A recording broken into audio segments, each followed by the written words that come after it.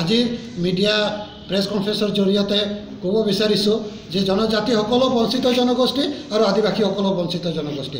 গতিকে আদিবাসীসকলে existing ট্ৰাইবেলৰ existing যিসকল আজি জনজাতিসকল আছে তেওঁলোকৰ শত্ৰু কেতিয়াও হ'ব নোৱাৰে।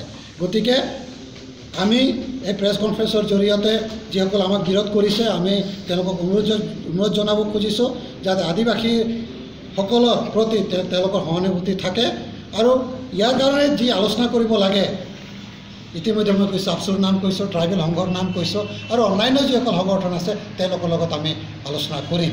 তেওঁলোকে যদি এই প্ৰতিশ্ৰুতি ৰক্ষা কৰিব বিচাৰিছে তেতিয়াহ'লে অহা পাৰ্লিয়ামেণ্ট ছেশ্যনত জইণ্ট পাৰ্লিয়ামেণ্ট ছেশ্যন পাতি হ'লেও এইটো আমাৰ এছটিকৰণটো বিলটো পাছ কৰিব লাগে।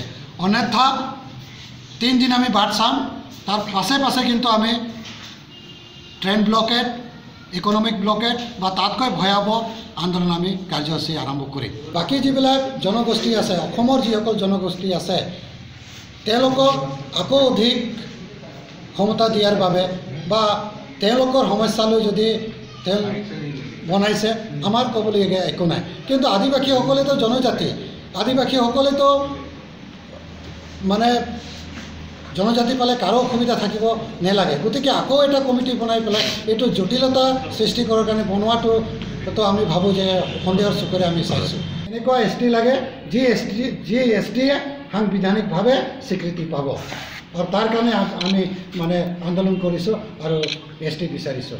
আৰু সেইটো বিচৰাত মই ভাবোঁ যে বেলেগ জনজাতিসকলে তাতে কোনো বিৰোধিতা কৰিব নালাগে বুলি মই ভাবোঁ। অসম আদিবাসী ছাত্ৰ সন্থাৰ আজিৰ তাৰিখত অসমৰ ৰাজনীতিৰ প্ৰেক্ষাপটত ভাৰতৰ ৰাজনীতিৰ প্ৰেক্ষাপটত যি চলি আছে বিশেষকৈ 6 জনগোষ্ঠীৰ জনজাতিকৰণলৈ সেই কথাখিনিক আমি আশা তৰফৰ পৰা আমাৰ স্থিতি কি সেইখিনি কথা আমি আপোনালোকৰ জৰিয়তে জনাব বিচাৰিছোঁ।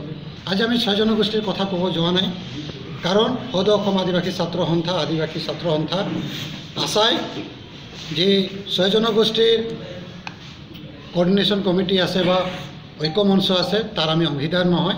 আশা পৃথকভাৱে আদিবাসীসকলক লৈ জনজাতিকৰণ বিচাৰিছে।